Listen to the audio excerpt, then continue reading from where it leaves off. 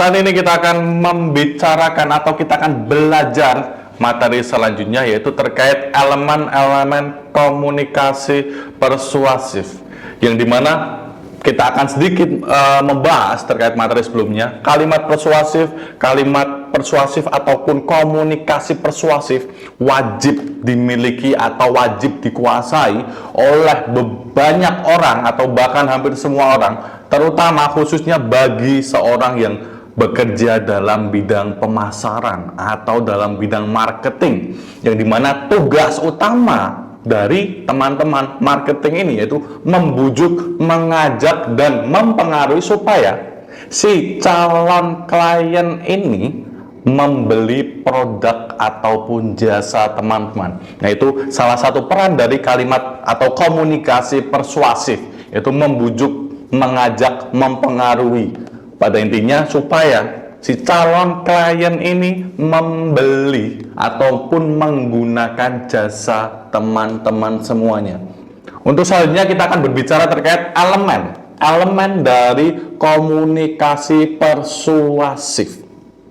Terdapat beberapa elemen yang perlu teman-teman ketahui, pun wajib juga teman-teman kuasai untuk menunjang kemampuan komunikasi sebagai seorang tenaga marketing.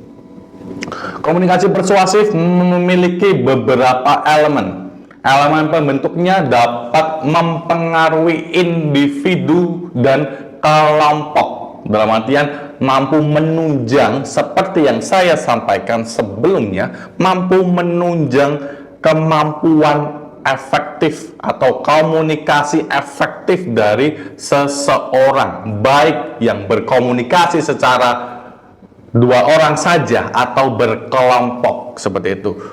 Menurut hasil atau menurut expert Mariam dan Pariontri, beberapa elemen atau unsur komunikasi tersebut diantaranya sebagai berikut.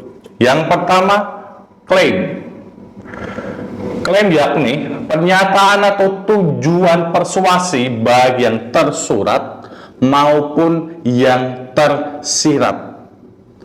Misalnya, dalam iklan suatu produk, secara lugas iklan itu menerangkan untuk membeli suatu produk kepada masyarakat. Yang tersebut disampaikan secara eksplisit. Tetapi karena sebuah produk tersebut tidak boleh dipromosikan secara vulgar dalam mengajak masyarakat untuk membeli sebuah produk ataupun jasa, maka dibuat secara tidak terlalu terbuka ataupun tertutup. Nah, itu contohnya, baik kemampuan atau komunikasi persuasi teman-teman dalam mempromosikan sebuah produk bisa tersurat ataupun bisa tersirat. Anda bisa sampaikan secara jelas, lugas, ataupun yang pada intinya sesuai dengan faktanya dengan jelas ya. Ataupun teman-teman bisa menyampaikan pun juga sesuai dengan faktanya, tapi tidak terlalu diperjelas.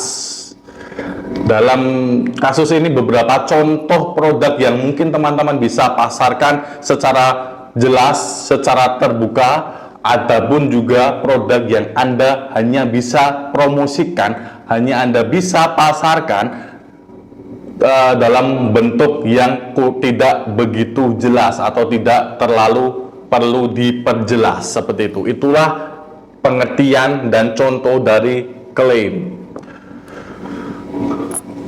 Elemen yang kedua yaitu waran. Apa ya pengertian dari waran? Ya, waran itu ajakan yang dibungkus dengan kata-kata yang cenderung tidak memaksa. Ingat, dalam marketing, dalam membujuk seseorang atau membujuk calon klien, tidak boleh bersifat memaksa, tidak boleh. Karena itu waran di sini kata-kata yang cenderung tidak memaksa. Misalnya ada sebuah ajakan yang berbunyi, mari membeli produk saya. Nah, itu contoh waran yang tidak memaksa. Hal tersebut dikarenakan kalimat itu secara tidak langsung mengajak dengan cara yang halus, tetapi bersifat perintah. Jadi ini yang perlu teman-teman kuasai, perlu teman-teman ketahui, yang dimana marketing tidak boleh memaksa, marketing hanya bersifat membujuk, mengajak, dan mempengaruhi saja. Selebihnya, apakah si klien tertarik atau tidak, kita serahkan ke klien. Hanya kita bisa berusaha semaksimal mungkin untuk mengajak, mari Bapak Ibu kita, atau mari Bapak Ibu, ini ada produk handphone baru, silakan dicoba dulu, silakan dilihat dulu nih. Fiturnya bagus, harganya oke, sesuai dengan kebutuhan, produknya simple, dan lain sebagainya, ada garansinya. Nah, itu bagaimana teman-teman mengolah kata-kata untuk membujuk calon klien, wah saya pengen beli nih. Nah, bagaimana Anda bisa mendapatkan feedback tersebut dari klien Anda? Wah, saya pengen beli nih Mas, saya mau beli ini, warnanya ini, dan lain sebagainya. Itu contoh dari Waran. Yang ketiga yaitu data. Apa pengertian atau penjelasan dari data yang berdasarkan elemen-elemen kalimat atau komunikasi persuasi?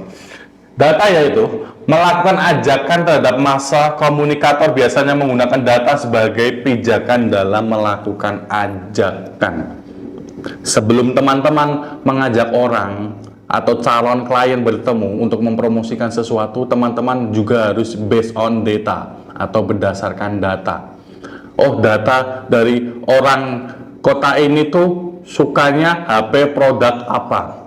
Oh, kabupaten ini sukanya HP produk apa? Mayoritas pembelinya, bukan seluruhnya ya, tapi mayoritas pembelinya itu produk brand apa, seri apa, dan lain sebagainya. Kenapa data sangat membantu? Karena dengan data teman-teman bisa mendapatkan calon klien lebih detail atau lebih tidak terlalu menyeluruh, karena teman-teman bisa, oh saya mau ke kota ini karena kota ini mayoritas pembelinya HP ini, brand ini, seri ini, dan warna ini. Nah, Anda bisa masuk ke situ, bisa tawarkan sesuai produk mayoritas yang disukai kota ini, atau kota A, kota B, kabupaten A, kabupaten B. Nah, itu berdasarkan data yang akan sangat membantu teman-teman mempromosikan supaya tepat pada tujuannya.